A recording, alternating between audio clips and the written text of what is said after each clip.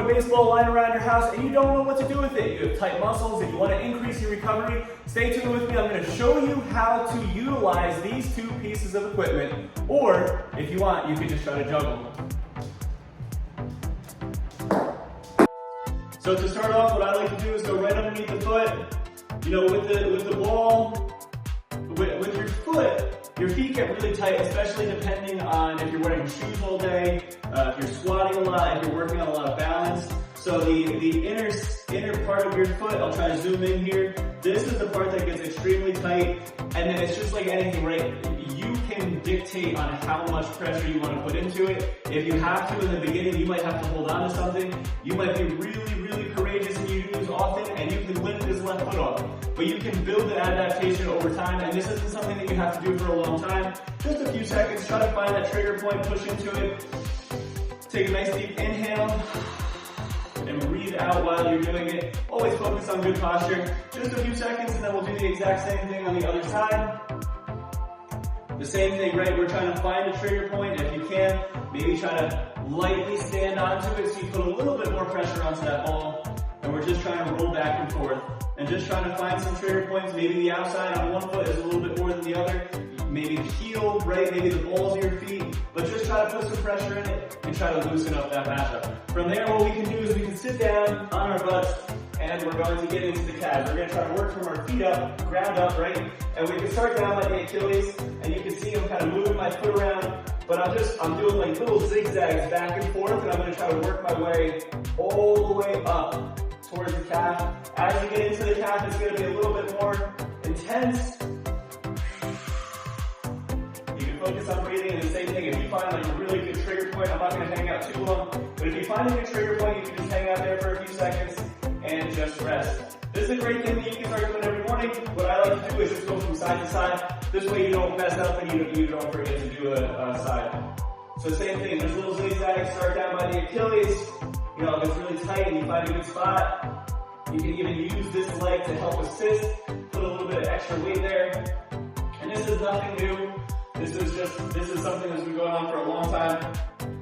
Just little zigzags, you can even do little circles. If you find that trigger point, sit there. Nice deep breath into the nose and out of the mouth. So as we work up to the hamstrings here, you do want to have some kind of a box. So starting off, I would suggest doing something that's somewhat, something that has cushion into it, like a box so it'll absorb it. You can definitely do this on the ground. You're not going to get, maybe you can put like a book underneath you so you get a little bit more. But we're just the same thing, right? We're trying to find into the hamstring, dig into it. And again, if you find a good trigger point here, you can do a little bit more active work here. Good posture, and then you can try to drive that leg up as high as you possibly can, release, try to find another spot, drive it up and extend your leg as much as you can, just so you're getting into those deeper parts.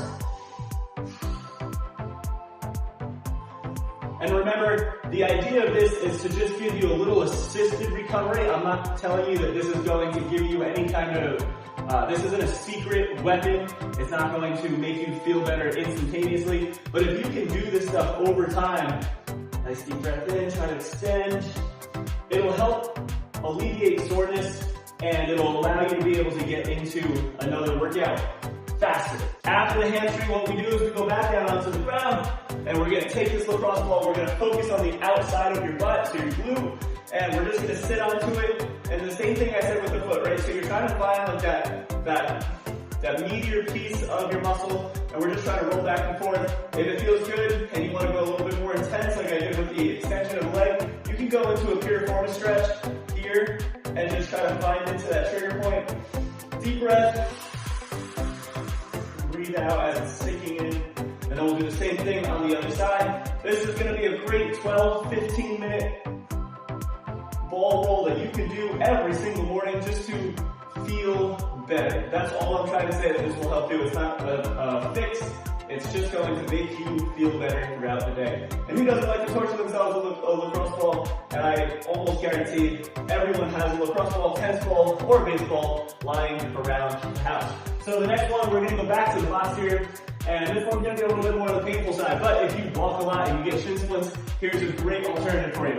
So you've got your shin bone, right? It runs right along here, and then right on the outside. So the outside of the leg, you get this little meaty piece right here, and that's what we're gonna focus on. So we're gonna put the ball onto the box, and I want you to put the ball right on the outside of that shin bone, and we're just trying to roll back and forth. Again, if you find a trigger point, nice deep breath in. This might even allow for extra range of motion, especially going into something like a deep squat. Nice deep breath. Good, we'll swap over to the other side. Tennis ball is always a great way to start here, especially if you've never done this before. It's gonna feel like absolute torture, but you know, it's essentially like you're giving yourself a free massage. Try to work yourself all the way down to the ankle. Good. And relax. So for the next one, from here, we're going to work our way into the erectors. I like to use a box here. So the erectors are these two long muscles that run along your spine. We're going to lie down on your back. We're going to put your feet up onto a box so we can kind of dictate how much pressure goes into it. So notice how I'm not going super low on my back, I'm not going extremely high. I'm going to try to find that middle part.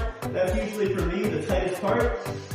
And this one, you know, you can do little zigzags back and forth. You can try to find yourself up and down, work yourself up and down, I mean. But for the most part, if you just put it onto that meaty piece and take a nice deep breath, let your head relax and just sink into it. And then you can reposition it, right? Come up a little bit higher. Nice, slow, controlled movements, and then of course do the same thing on the other side. Always do both sides, even if, you know, say you have right knee issues and you're using it on that right shin, just make sure you do that left side, just for the sake of feeling equal throughout the day. Wow, this side's tight. That's beautiful. Good. So from here, we are going to go into our lats. So lie down on your side. This one's on the extremely painful side. If you have a foam roller, I would highly suggest that. So you've got your armpit, and we're gonna go underneath the armpit, right? Not in the actual armpit, right underneath it. So from here, you're gonna try to keep your palm facing up, and I want you to try to lean yourself back into it. Nice deep breath. Again, we're not moving on this one. We're just trying to let it sink into your lat. This will help give you a little bit more range of motion on overhead presses, and it'll just make your shoulders feel better throughout the day. Nice deep breath. Again, reposition yourself, try to work down, maybe work a little bit further back. And then we will do the same thing on the other side. One side is always going to feel tighter. You probably realize so far, our body just automatically goes to the safer side, the side that feels more comfortable. Keep that palm up and just try to play around with it. And again, you know, because your whole body's down, you can use this hand to help take away the pressure of putting it into the ball. Good, and relax. So the next one, we're gonna use the box again. I like to do this kneeling, as long as you feel comfortable. But we're gonna get into these forearms here. And from here, I wanna make a fist, and it's almost like I'm kneading dough, right? I'm trying to go up and down. You can even unleash that fist, relax the hand, and just try to work your way up and down, and then we'll get onto the other side. You know, if you type a lot, these extenders and flexors can get extremely tight. So if you just go up and down and just give yourself a little self-myofascial, and then, you know, if you're typing a lot, you can even take this lacrosse ball and just dig into it like this throughout the day, in between meetings, so that this way you're active, you're proactive throughout the day. So same thing, hit the other side. You know, if you find a trigger point here, keeping my palm up and getting into the top part of my forearm. This part's really tight, right around my elbow, but then you still want to get to the other side, just because everything is truly connected, right? Good, from there. So the next one, if you have a golf ball, this is going to work a lot better, but you can take a golf ball and get into the actual palm of your hand. And the only reason a golf ball will be a little bit better is because it's smaller. Or, you know, in my case, I have a lot of those little bouncy balls that my kids get from the 25-cent machines. So if you have one of those, you can utilize that as well, and just try to work into the actual fascia of your hand. Because again, if you're writing a lot, like I've been journaling at night, my hands start to cramp up and get tight. It's amazing how when you don't use something, you really truly do lose it. And in my instance, it's the writing aspect. If you haven't used a pen and a paper and you haven't had to write anything down for a while, go take a piece of pen and a paper and go write for 20 minutes and watch. So last one here, we are going to take this lacrosse ball, and it is extremely normal for this ball to pop out. I'm just giving you a fair warning. We're going to go up against the wall, and I want you to just drop it. You can even drop it right in the center of your back, and then I want you to slowly work your way over to the right. Now notice how I let my butt come off the ground so I could dig into it a little bit more. You know, depending on how tight your traps are, you can just ride yourself up and down here. You can find little speed bumps. Of course, you know, don't push too hard.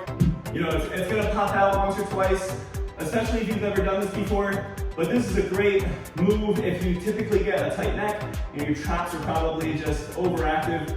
And this is a great way for you to just be able to dig into them and help you relax throughout the day. You can even slowly start to work your way down, like right around your scapula. You know, just kind of go around that shape of the actual scapula itself. Make sure you hit the other side just so you don't feel lopsided. And then if you're feeling ambitious, and as long as you feel comfortable on this one, you can put it right on the top of your neck, and I'll come over and show you where I'm putting it. And you can just put a little bit of pressure. And again, this one I don't want to move too much because I don't want to mess with my cervical spine, but I'm just trying to put a little bit of pressure, like a little pinpoint, and then I'm going to do the same thing on the other side. Nice deep breath, like I said before, not a lot of movement here, but just trying to find that trigger point and putting pressure into that position. Okay, so again, the neck right here is where I was getting into that neck area. You can even do this one lying down on the ground and it'll give you the same benefit. This one for you quick. If you have a wall, the same wall we were just going against for the neck, what you can do is you can take this ball and get into your chest area, but I would focus more on that top piece. And we're gonna go into almost like you're in a wall stretch. You can rotate your head, and I want you to just rotate back and forth and do the same thing on each side, especially if your pecs do start to get tight. Hey, I hope you enjoyed this video. I hope you have an amazing day. If you like this video, make sure you hit that thumbs up, subscribe, and hit that bell for more notifications, and I will see you guys next time.